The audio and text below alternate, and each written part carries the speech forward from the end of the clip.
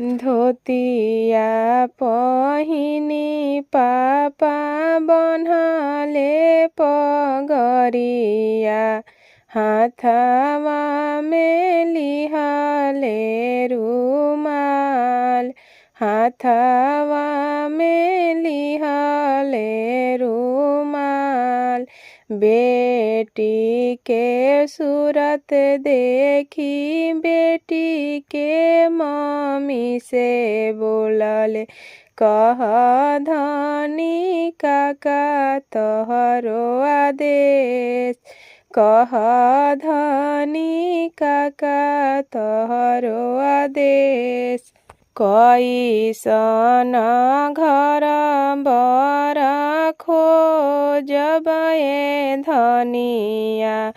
कामना नगर कामना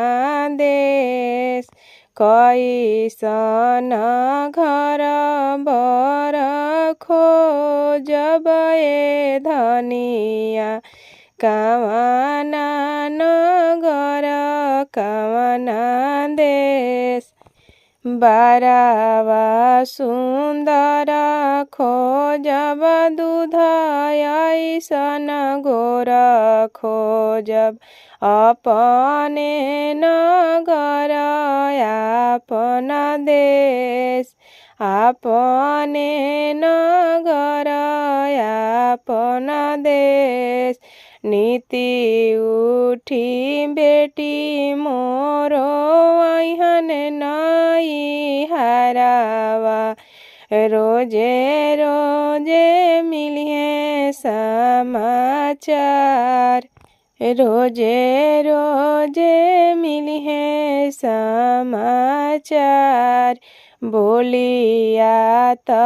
बोललू मोरे धनिया बोले में लगवलू ना देर बोलिया त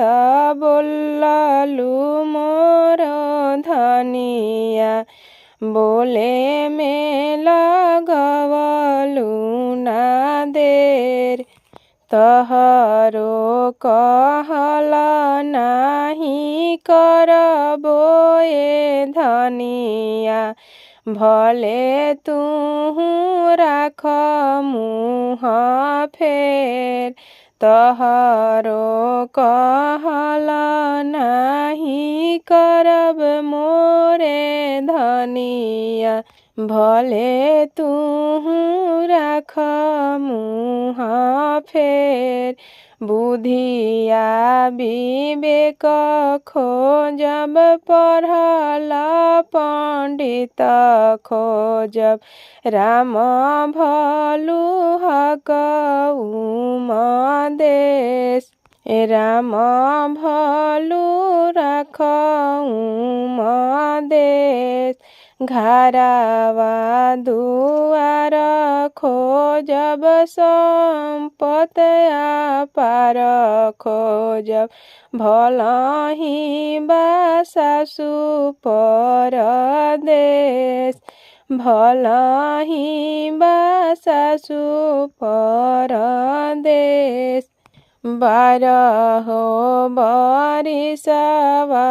पर बेटी अहे नहीं हारावा तबो मन में होई ना कलेश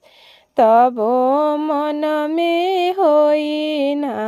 कलेश माथावा पर बन्हले पापा पियर पगड़िया हाथावा में लिहाले रुमाल हाथावा में लिहाले रुमाल।